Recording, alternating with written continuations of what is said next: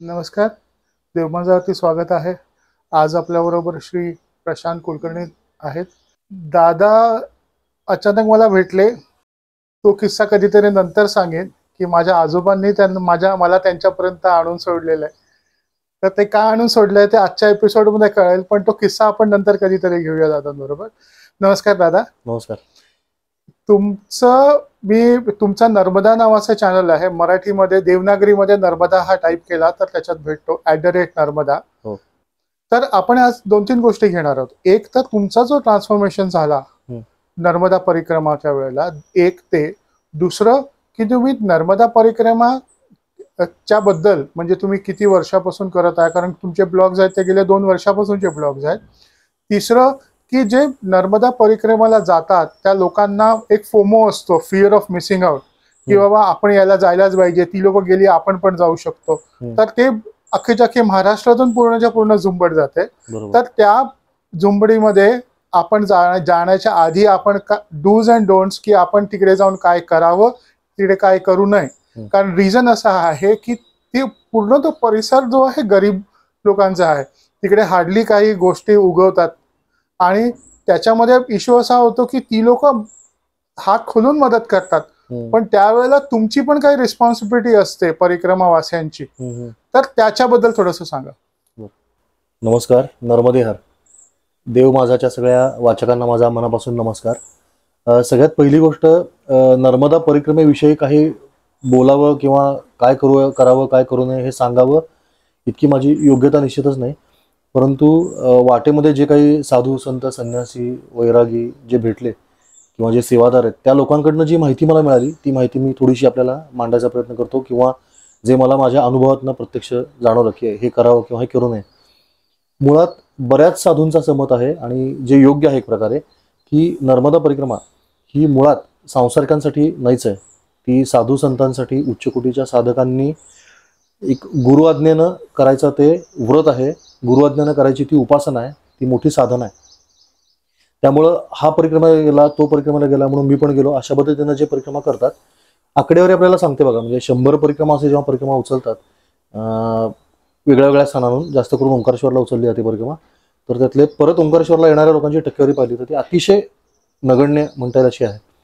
12-13 किंवा फार फार तर 14% लोकांची परिक्रमा ही पूर्ण होते नियमानुसार, आणि बाकीचे लोक मध्येच आजारी तरी पडतील, कंटाळून घरी जातात, वैतागून घरी जातात, घरची आठवण आली म्हणून घरी जातात, अशा बऱ्याच घटना घडतात.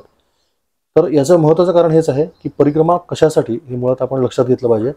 साधू संत किंवा ज्यांनी खरोखरीच वैराग्य धारण केलंय, म्हणजे ज्यांचं आतून वैराग्य वृत्ती उत्पन्न झालेली आहे, आतूनच सगळ्या गोष्टींचा त्याग झालाय, अशा लोकांना आपसुकच नर्मदा मैया तिकडे बोलवून घेते. म्हणजे असं म्हणतात की तिची वेटिंग लिस्ट असते. तर तुम्हाला जर वाटतंय की बाबा परिक्रमा करावी, तर मनापासून तिला प्रार्थना करून सांगायचं की मैया मला तुझी परिक्रमा करायची.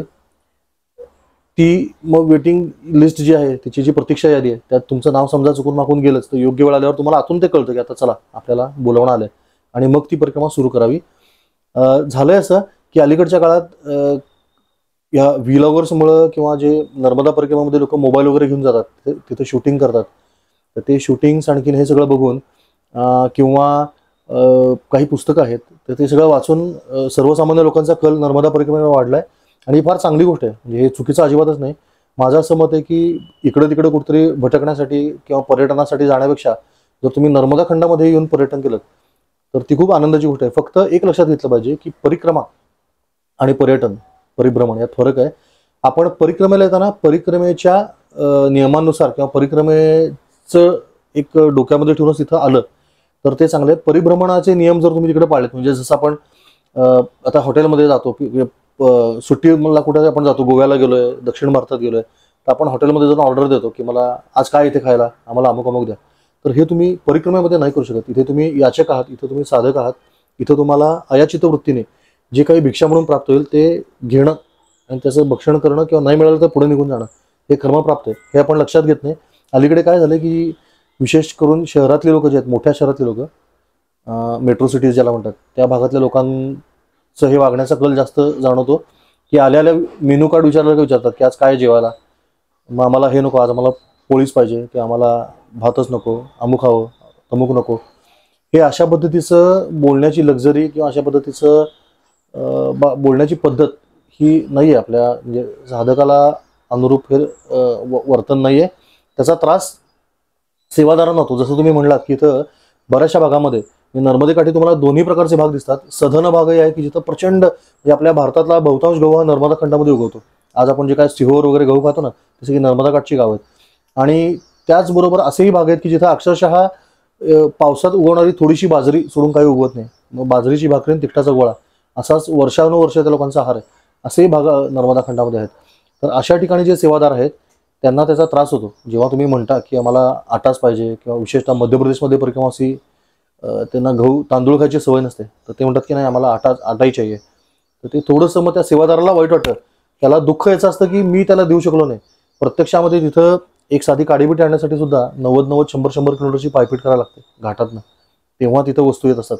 अशा दुर्गम ठिकाणी जाऊन आपण असं मागू नये, हा सगळ्यात पहिला म्हणजे मला जाणवलेला महत्त्वाचा एक दुर्गुण असं नाही म्हणता येणार, पण एक ट्रेंड सेट होत चाललाय नर्मदा परिक्रमेमध्ये, की येणारे लोक आहेत ते असं डोक्यात धरतात की नाही अरे यांनी आश्रम काढल्यानं म्हणजे यांनी आम्हाला सेवा दिलीच पाहिजे. आश्रम, सगळ्यात पहिली गोष्ट लक्षात घ्यावी की जे आश्रम चालवणारे आहेत सेवादार, ते काही सर्व्हिस प्रोव्हायडर्स नाहीत. त्यांनी तुम्हाला सेवा दिलीच पाहिजे असं त्यांच्यावरती बंधन नाही. ते तुम्हाला कुठल्याही क्षणी सांगू शकतात की आम्हाला तुम्हाला सेवा द्यायची नाही. असा अनुभव तुम्हाला येतो. आणि परिक्रमेत की बरेच वेळा तुम्हाला तो सेवादार सांगतो, ते तुम्हाला बाकीची कारणं सांगणार नाहीत की आमचं धान्य संपलंय किंवा आमच्याकडे काही नाही किंवा आमच्याकडे माणसं नाहीत, हे तुम्हाला ते सांगत नाही बसत. ते फक्त सांगतात की बाबाजी अब आगे जाना, आगे का आश्रम इतने इतने अंतर पे है.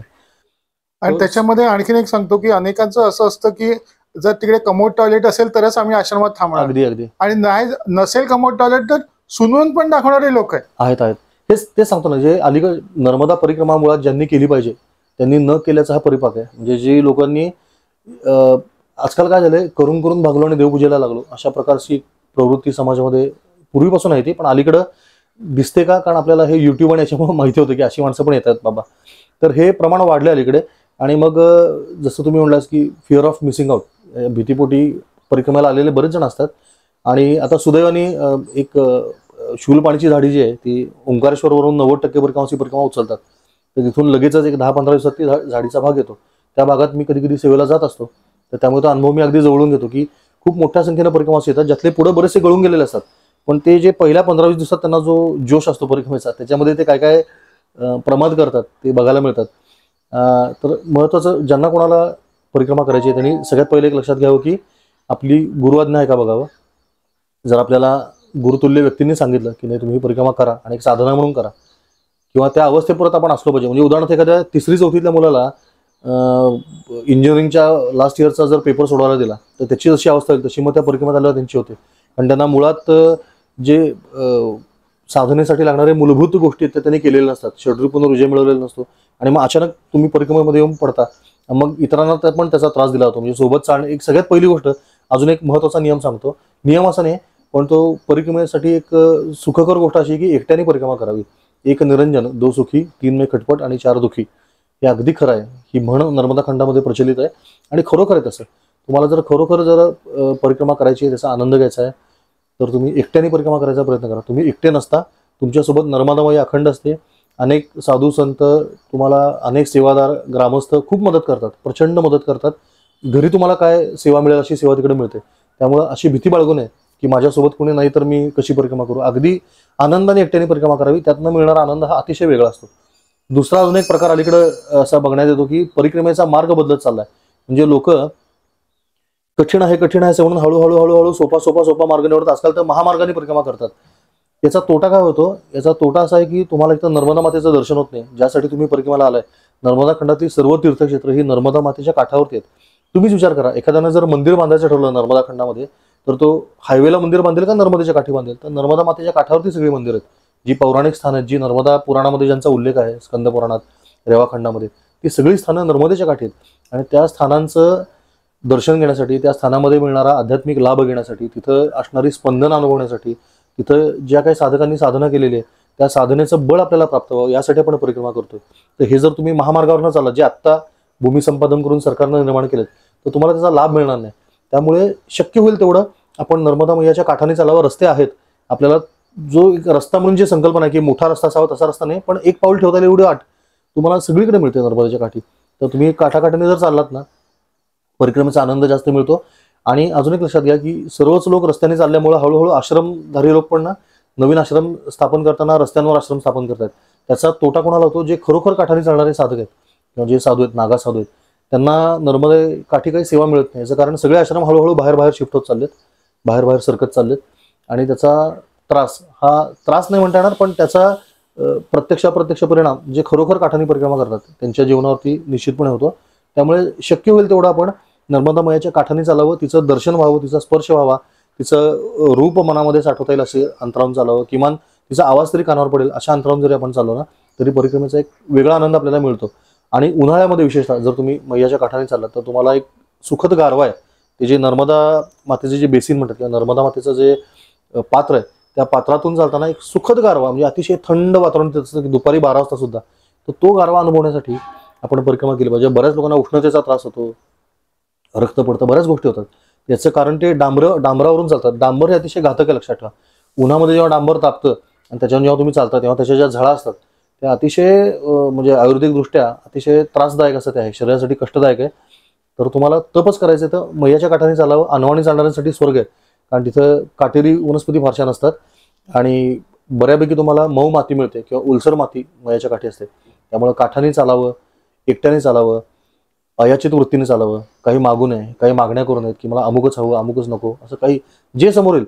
आणि कसं आहे अलीकडे साधू संतांची कशी म्हणजे त्यांच्या डोक्यातच ते बसले की ते म्हणतात की तू महाराष्ट्राला परिक्रमा खूप बरबाद करते. हे ऐकताना खूप दुःख होतं. आपण एक स्वतः महाराष्ट्रीय म्हणून जेव्हा त्या परिक्रमेमध्ये जातो तेव्हा ऐकताना वेदना होतात, कारण 70% परिक्रमावासी हे मराठी आहेत. सध्या जर तुम्ही आकडा बघितला ना, अक्षरशः 70% परिक्रमावासी हे महाराष्ट्रातले आहेत.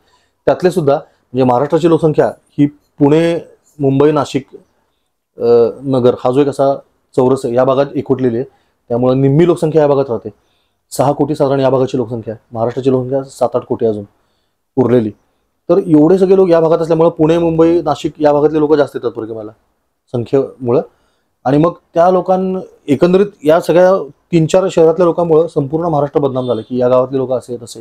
कारण काय? परत तेच की तिथं नर्मदा खंडामध्ये ना बऱ्यापैकी लोक काहीतरी शिकवायला येतात असं एक जाणवतं अलीकडच्या काळात. जे सुशिक्षित लोक आहेत, सुशिक्षित म्हणजे डिग्र्या घेतलेले, शिक्षण हे सर्व प्रकारे माणसाचं चालू असतं. हे नर्मदा खंडात गेल्यावर आपल्याला कळतं की तिथली माणसं किती शिकलेली आहेत.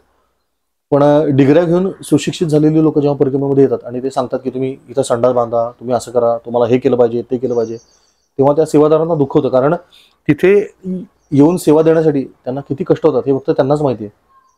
अशा अवस्थेमध्ये जे काय आपल्याला मिळेल ते आपण पदरात पाडून घ्यावं, आणखीन त्या सेवेचा आनंद घ्यावा, तिथे साधना करावी. मुख्य म्हणजे कसं, नामस्मरण असेल, जपजाप असेल, ध्यानधारणा असेल, जे काय तुमची उपासना तुम्हाला गुरूंनी दिलेली असेल किंवा जी तुम्हाला पटलेली असेल अशी उपासना करण्यासाठी तुम्हाला अशी संधी परत मिळणार नाही. लक्षात घ्या, नर्मदा खंडामध्ये नर्मदा परिक्रमा करताना तुम्हाला जो एकांत मिळतो आणि स्वतःची आपणाची वाद आपणाशी स्वतःशी बोलण्याची जी संधी मिळते ती आयुष्यात परत कधीच तुम्हाला मिळणार नाही.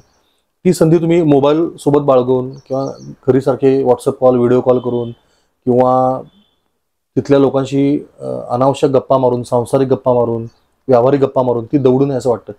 नर्मदा परिक्रमा ही एकांतामध्ये शांत चित्ताने, एकतानतेने, पूर्णपणे एकविध भावाने करायची एक अशी गोष्ट आहे की ज्याच्यामध्ये फक्त तुम्ही आणि नर्मदा माई तुमच्यासोबत. तिथं तिसऱ्या कोणाची गरजच नाही तिथं.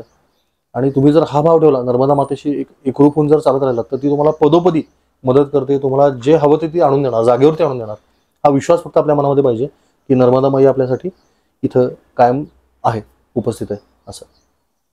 दादा, एक पण ह्याच्यामध्ये असं ऑब्झर्वेशन असं पण आहे की जे नर्मदाच्या काठी राहणारी लोक आहेत, तुम्ही त्यांच्याकडे गेलात तर त्यांच्याकडे जर 2 चपात्या असतील त्याच्यातली 1 चपाती तुम्हाला काढून देणार. अगदी लोकांना हा एक्सपिरियन्स वाटतो, वा किती छान झालं, सगळं झालं. पण तो व्यक्ती, तुम्ही तिकडनं निघताना तुम्ही हात हलवत धन्यवाद धन्यवाद करून निघतात.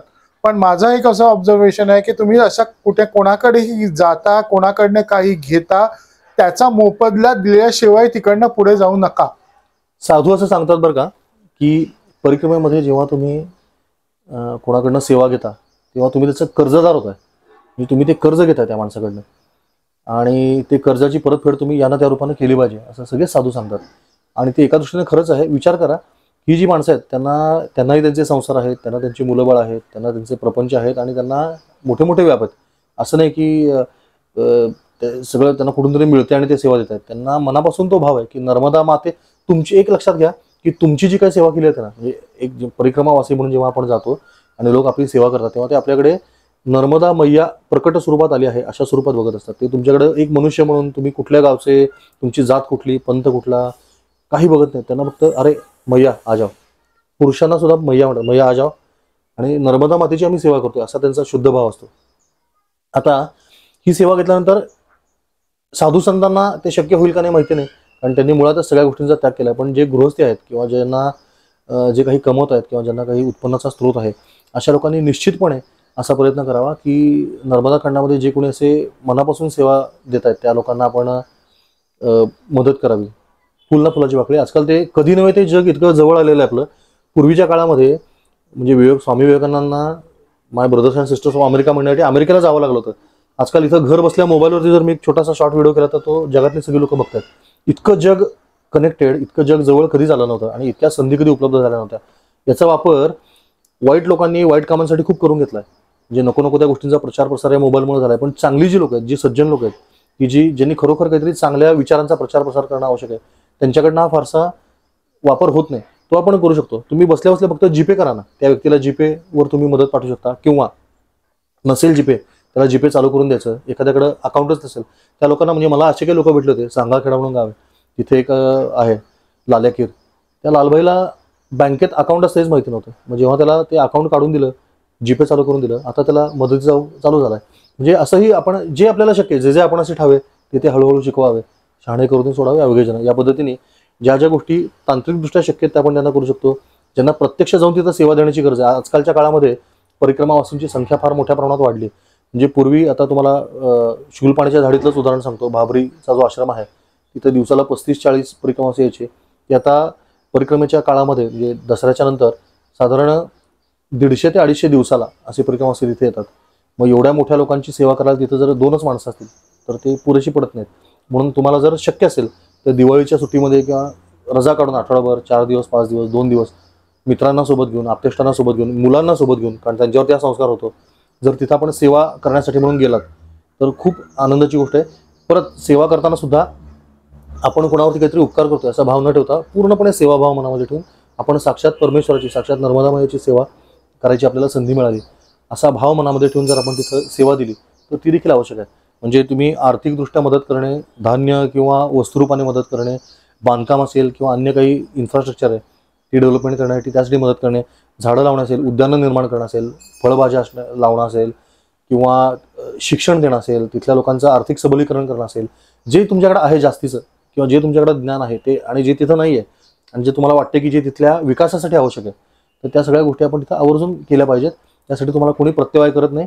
परंतु पुन्हा तेच एक मुख्य लक्षात ठेवलं पाहिजे की या सगळ्याचा हेतू काय, तर नर्मदा परिक्रमा ही एक साधना आहे. नर्मदा परिक्रमा ही कठोर तपस्या आहे. तर त्या तपस्येमध्ये बाधा न येता, म्हणजे आता उदाहरणार्थ तुम्ही एखाद्या आश्रमामध्ये मोठे करणेच लावून दिले तर त्यामुळे त्या शांततेचा भंग पावणार आहे. तसं काही न करता तिथल्या परिक्रमेच्या परंपरेला बाधा न येता थोडंसं सुकर कसं होईल त्या लोकांचं जीवन, हे आपण जर लक्षात ठेवलं, त्याचा दुसरा तर त्याचा लाभ होईल. त्याचा फायदा असा आहे की अलीकडच्या काळामध्ये आपण जर बघितलं तर अशा काही शक्ती फिरतात की जे तुम्हाला आम्ही अमुक अमुक पैसे देतो, तुम्ही आमचा कल्ट फॉलो करा. अशा प्रकारच्या ज्या अपप्रवृत्ती त्यांना पण आळा बसेल की जो परिक्रमावासींची सेवा करतो तो उपाशी मरत नाही, तर त्याच्या आयुष्याचं कल्याणच होतं. हे चित्र जर समाजामध्ये उभं राहिलं तर बाकीच्या ग्रामस्थांना सुद्धा ती प्रेरणा होते की अरे आपण पण सेवा करूया. ही चित्र आम्ही स्वतः बघितलं. शिवलपाण्याच्या झाडीमध्ये जिथे खरोखरच गरीब आहे, म्हणजे अक्षरशः 18 दारिद्र्य ज्याला म्हणतात, तसं तिथं असताना त्या ठिकाणी परिक्रमावासींची सेवा करणारे जे कुटुंब आहे त्या कुटुंबाला मात्र सगळं मिळतं. हे बघितल्यावर हळूहळू तिथल्या लोकांमध्ये आता वृत्ती जागृत झाली की आपण ही सेवा केली पाहिजे. आणि आता तुमचं उपक्रम पण आहे की 5 सिलाई मशीन तुम्ही तिकडे देणार आहोत. हो, आता बोललो होता तुम्ही. ते हळूहळू आपले चालू आहेत उपक्रम. आता शिलाई मशीन 6 शिलाई यंत्र आपल्याला मिळालेत की जी तिथं आता आपण घेऊन चाललोय. तिथल्या महिलांना आपण शिलाई काम आणखी हे सगळं शिकवणार आहे. काही झाडं लावली आहेत, असे आहेत उपक्रम चालू, शाळा चालू आहे. दादा, आता आपण तुमच्यावरती येऊया. तुमचं जेव्हा ब्लॉग्स बघितले तेव्हा एक रिअलाइज झालं की 90 किलोवरनं 75 किलो वजन कमी झालं. त्याचा बिफोर आणि आफ्टर ट्रान्सफॉर्मेशन मी तो फोटो पण त्याच्यावरती घालीन तुमच्या परवानगीने. जरा त्याबद्दल सांगा ना. थोडस बदल करतो. 97 किलोवरनं 70 किलोवर आलो. अच्छा. 27 किलो माझं वजन कमी झालं. बघा कसं आहे, म्हणजे आपल्याला आपण हे जे आपण शहरी जीवन जे पत्करलंय ना ते माझ्या मते पूर्णपणे अयशस्वी जीवन आहे. कारण इथं आपल्याला प्रत्येक गोष्टीवरती अवलंबित आहे. पाणी नाही आलं तरी आपण जगू शकत नाही, वीज नाही आली तरी आपण जगू शकत नाही. आता जे 20-20, 30-30 मजली इमारतीमध्ये राहतात, विचार करून बघा, जर तिथली वीजच गेली तर ते लोक वर खाली कसे करतील? हे म्हणजे एक प्रकारे अयशस्वी जीवन मानतो मी. तर अनावश्यक गोष्टींचा संचय करून ठेवण्याची एक वृत्ती आपल्याला इथं भीतीपोटी तयार झाली, की जर उद्या नाही मिळालं तर म्हणून आपण साठवून देतो. अंगावरची चरबी हा देखील त्यातलाच एक भाग आहे, की आपल्याला अशी भीती असते की अरे आपल्याला ते, त्या अनामिक भीती आहे ती, पण त्या भीतीपोटी मनुष्य जास्त खातो किंवा बऱ्याच गोष्टी आहेत, ताणतणाव असतात, त्यामुळे माणसाची कशी आहाराची जी म्हणजे चर्या ती बिघडून जाते. तर नर्मदा मैया अशी आहे की तिच्या काठावर तुम्ही गेले की तुमचं सगळं सुधारून टाकते ती. म्हणजे तुमचं मन, बुद्धी, चित्त, अहंकार आणि तुमचा देह यातल्या सगळ्या अनावश्यक गोष्टी ती काढून देते. मग त्याच्यामध्ये सगळ्यात बेसिक, तिच्यासाठी सगळ्यात सोपी गोष्ट तर वजन कमी करणं. तुम्ही जेव्हा अखंड म्हणजे ब्राह्ममुहूर्तावरती उठून थंड पाण्याने आंघोळ करून काही छान साधना करून शांत मनाने, शांत चित्ताने, भरपूर ऑक्सिजन असलेल्या, भरपूर प्राणवायू असलेल्या नर्मदा खंडातल्या एखाद्या मातीवरच्या पायवाटे, म्हणजे मातीने अशा गजबजलेल्या पायवाटेने जेव्हा चालता आणि जेव्हा सूर्याची कडक उन्हा अंगावरती घेता, तेव्हा तुमच्या शरीरातले सगळे विकार आपोआप कमी होतात. तुमचं जे मेटाबॉलिझम ज्याला म्हणतात, चयापचय क्रिया, ती सुधारून जाते. तुम्हाला भूक चांगली लागायला लागते. ज्यांचं वजन कमी आहे त्यांचं वजन वाढतं परिक्रमेत आल्यावर, ज्यांचं जास्त आहे त्यांचं कमी होतं. म्हणजे तुम्हाला ती मूळ पदावरती आणते नर्मदा मैया. आणि त्यानंतर हे झालं फक्त शारीरिक बदल. त्याखेरीज तुमच्या मनातलं देखील कित्येक गोष्टींचं ओझं, वजन, अनावश्यक जे आपण ताणतणाव घेत असतो, की आपल्याला वाटत असं की माझ्या वाचून घर चालणार कसं, असं एक प्रत्येकाला वाटत असं सूक्ष्म, की मी गेलो तर यांचं काय होईल, ते पण मैया काढून घेते. ती दाखवते की 6 महिने तू नव्हताच, काय फरक पडलेला नाही, उलट सगळ्यांचं चांगलं चाललंय. तर अशा स्वरूपाचं तुमच्या मनातलं दडपण, तुमच्या बुद्धीतले अनावश्यक काही ज्या विचार असतात किंवा जे संकल्पना असतात त्या ती बाजूला करते. उदाहरणार्थ, पैसे नसतील तर जगणार कसं, असा एक प्रत्येकाला प्रश्न असतो शहरात. नर्मदा खंडात जेव्हा तुम्ही बघता की खिशात 1 रुपया नाही, बँकेत खातं नाही, हातात मोबाईल नाही, जीपे UPI काही वापरत नाही, तरी स्वतःच्या 18 मुलांना जेवायला घालून अजून आलेल्या 100-150 परिक्रमासींना जर तो मनुष्य जेवायला घालतोय आणि तरी त्याला उद्याची चिंता नाही, मग आपल्याला कळते की आपण विनाकारण चिंता करतोय. म्हणजे देणारा परमेश्वर आहे, देणेवाला रघुवीर, तो बसलेला असताना आपण कशाला आपण चिंता करायची. तर हे एक आपल्या बुद्धीचं एक जे तर्कशास्त्र आहे चुकीचं, ते पण ती बाजूला करते. तुमच्या चित्तामध्ये असलेले जे अनावश्यक गोष्टी त्या सगळ्या बाजूला होतात. एक प्रकारे तुमचं संपूर्ण शुद्धीकरणाची प्रक्रिया नर्मदा परिक्रमा, की तुमचा देह, मन, बुद्धी, चित्त, अहंकार, विचार, आचार, तुमचं वागणं, तुमचं बोलणं, तुमचं विचार करणं, तुमचं आयुष्याकडे बघणं, अहंकार. आता मी कोणतरी आहे अशी एक उपाधी असतात, की मी इंजिनियर आहे, मी डॉक्टर आहे, मी एक स्त्री आहे, किंवा मी एक विद्यार्थी आहे, किंवा मी शिकलेला आहे, मी अमुक अमुक जातीचा आहे. हे सगळे जे अहंकार, म्हणजे मी कोणतरी आहे ही जाणीव ती एक एक फुटाशी ती हळूहळू काढून टाकते आणि मी कोण आहे या स्वरूपाची ओळख करून घेण्याच्या जास्त जवळ नेऊन ठेवते नर्मदा मैया आपल्याला. तुमचं जे मूळ स्वरूप आहे, जसं आपण जन्माला आलोय, एखादं मूल कसं जन्माला आलेलं मूल बघा किती शुद्ध असतं, तर अगदी त्या स्वरूपात ती तुम्हाला नेऊन ठेवते नर्मदा मैया. तुम्हाला ती या ना त्या प्रकारे अशी सगळ्या बाजूनी तावून सुलाखून काढते पूर्ण परिक्रमेमध्ये आणि मनुष्य हा परत आपल्या मूळ पदाला येतो, जे आपण हरवलंय आपलं रूप. इतरांच्या ज्या फोमो, फिअर ऑफ मिसिंग आउटच्या भीतीतनं आपण जे काही पत्करलं आयुष्यात अनावश्यक गोष्टी, त्या सगळ्या अनावश्यक गोष्टी ती काढून टाकते आणि आपल्याला शुद्ध निर्मळ स्वरूपात परत प्रकट करते. दादा, तुमच्या त्या ब्लॉग मध्ये हे पण ऐकलं की 15 जोड झिजलेत, त्याच्याबद्दल सांगा जर. ते म्हणजे काय झालं, मी परिक्रमा अनवाणी खरं सुरू केली होती. अच्छा. आणि एक एवढासा मनोमन इच्छा होती की मला नर्मदा मैयाचं किनारा सोडायचा नाही, काठ सोडायचा नाही, म्हणून मी असं विचित्र संकल्प मनोमन केला होता की आपला दंड जो आहे तो परिक्रमेचा कायम भिजला पाहिजे, नर्मदा मैयाच्या जलाने तो ओला असला पाहिजे. तो कोरडा पडल्याचा अर्थ आपण लांब चाललोय. आणि मग हे अशा पद्धतीने चालताना एक 2-3 साधू हुशार असतात, त्यांनी बघितलं ओळखलं की असा याचा संकल्प दिसतोय. मग ते मला म्हणले की तुझे अगर किनारे से चलना है तो चप्पल पहनना पडेगा, क्योंकि वहाँ पे मोटर आहे, पाण्याच्या मोठ्या मोठ्या नर्मदा मैयातनं जेवढं जल उपसलं जातं तेवढं मला वाटत नाही अन्य कुठल्या नदीतनं पाणी उपसलं जात असं प्रचंड प्रमाणात. म्हणजे अशा एकेका गावामध्ये शेकडो मोटर्स असतात मोठ्या मोठ्या, आणि मग त्या मोटरच्या वायर्स त्यांचे तुटलेल्या वायरी जोडलेल्या, त्या गावठी पद्धतीने गुंडाळलेल्या, त्याला कुठला टेप लावलेला नाही, काय नाही, खाली मोटरमधनं गळलेलं पाणी, त्याचा झालेला चिखल, आणि त्यात त्या वायरी चिकटून त्यातनं तो जो प्रवाह आहे, विद्युत प्रवाह, करंट, तो त्या चिखलामध्ये उतरलेला असतो. त्याचे झटके खाल्ले पण मी 2-3 वेळा. आणि असे करंट खाऊन अनेक जनावरं, माणसं, ग्रामस्थ हे गेलेले त्यापूर्वी. तर त्यामुळे तुला अगर किनारे से चलना है तो पाव में कुछ पहन के चलना पडेगा. ठीक आहे, माझ्याकडे काय नव्हतंच, पण योगायोगाने त्यांनी असं सांगितलं आणि मिळत गेला. एक बूट मिळाला, मग तो झिजला, तो फाटला, त्यावेळी दुसरा मिळाला, तो झिजेपर्यंत तिसरा मिळाला. असं बरोबर ना संपूर्ण म्हणजे 165 दिवसाची परिक्रमा जी झाली माझी, त्यात 15 जोड चपलांचे बुटांचे मला मिळाले आणि ते वेळोवेळी संपतही गेले आणि ज्या दिवशी संपला त्या दिवशी दुसरा जोड मिळाला. ती चिंता सोडून दिली होती मी. खात्री पडली होती की आपल्याला मिळतो, मिळत जातात. पण अनवाणी पायाने परिक्रमा करण्याचं खरंच एक वेगळं महत्त्व आहे. निश्चितपणे खूप कठीण आहे ते, खूप कठीण. पूर्वी कसं होतं, परिक्रमा ही काठाने व्हायची, तर काठाने अनवाणी चालणं सोपं आहे. रस्त्याने, विशेषतः डांबरी किंवा कॉन्क्रीटच्या रस्त्यावरून ते तापलेले असताना अनवाणी चालणं हे फार कष्टदायक आहे, अतिशय क्लेशदायक आहे. आणि त्यामुळे मग अनवाणी चालणारी परिक्रमा शक्यतो सकाळी लवकर चालतात, एक 3-4 तास, आणि मग थांबतात. मग दिवसभर ते चालू शकत नाहीत, अशी अवस्था आहे. आता आपला तोच प्रयत्न चालला की नर्मदा किमान जो शूलपाणीच्या झाडीचा भाग आहे तिथं अनवाणी परिक्रमा एखादा निघाला तर त्याला प्रत्येक पावलाला सावली मिळावी अशा पद्धतीनं वृक्षारोपण करण्याचा एक संकल्प नर्मदा मातेच्या कृपेने उचललेला आहे. आणि त्यासाठी आता प्रयत्न चालला आहे. एक 16,000 झाडात आपण लावतोय नर्मदा या शूलपाणीच्या झाडीच्या भागामध्ये.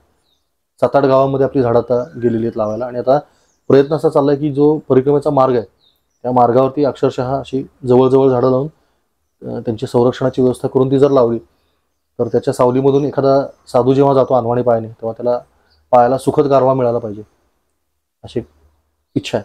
दादा, तुम्ही आता कुठल्या अशा संस्थेशी जोडले गेले आहात का? जर खूप जण आहेत त्यांना वाटतं की आपण नर्मदा परिक्रमा वासियांसाठी आणि तिकडच्या लोकांसाठी काही मदत करावी. इंडिव्हिज्युअली व्यक्तीचा आपली काही ओळख नाही, आपण तिकडे कधी गेलो नाही, गेलो भेटलो असलो तरी कित्येकदा त्यांच्याकडे त्यांचा नंबर आपण विसरून जातो किंवा हरवतो. तर अशा कुठल्या ऑर्गनायझेशन्स आहेत का, जसं अशा तुम्ही कुठल्या ऑर्गनायझेशन्सशी निगडीत आहात का, ज्यांना लोक देणगी स्वरूपात पैसे देऊ शकतात की बाबा तुम्ही आमच्या वतीने तिकडे परिक्रमा वासियांना अन्नदान करा, बरोबर असं आहे का? नर्मदा खंडामध्ये कार्य करणाऱ्या खूप संस्था आहेत.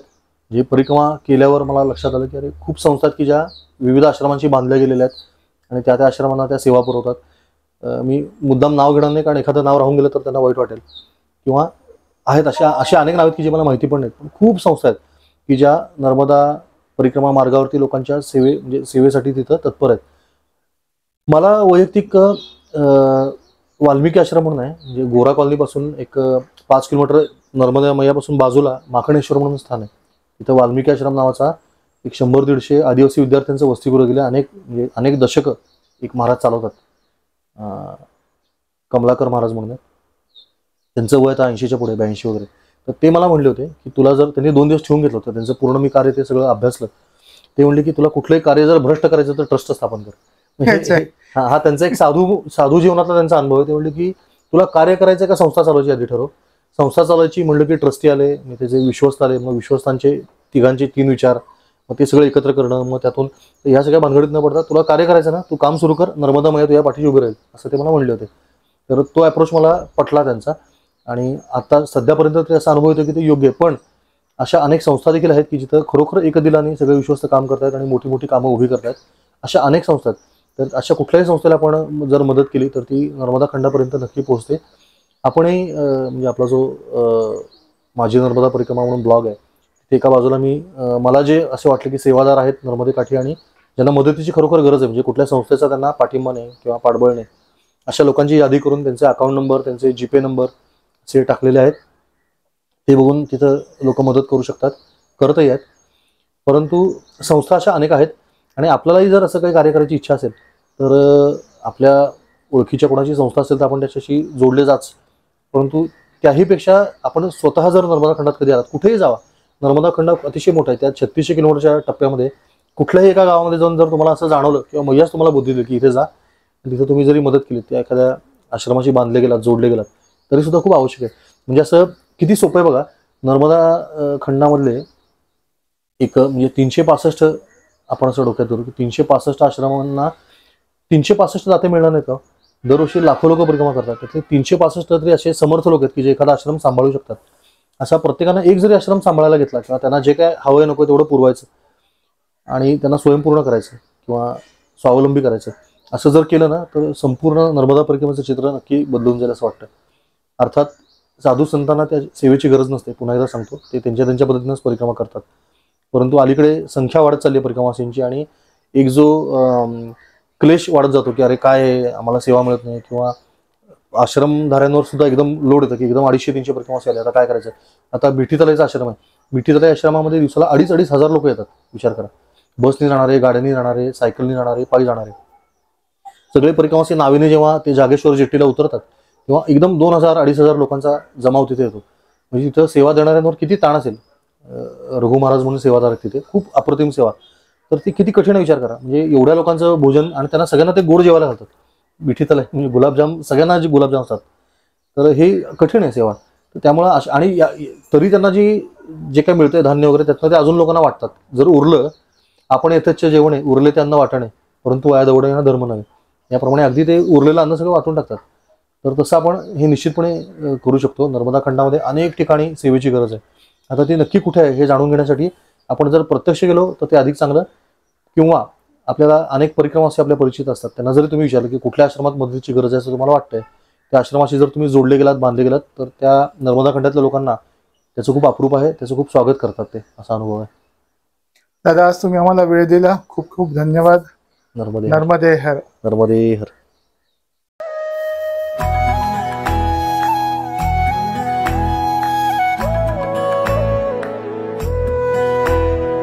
अध्यात्मावर अशीच माहिती मिळवण्यासाठी देव माझा चॅनलला सबस्क्राईब करा.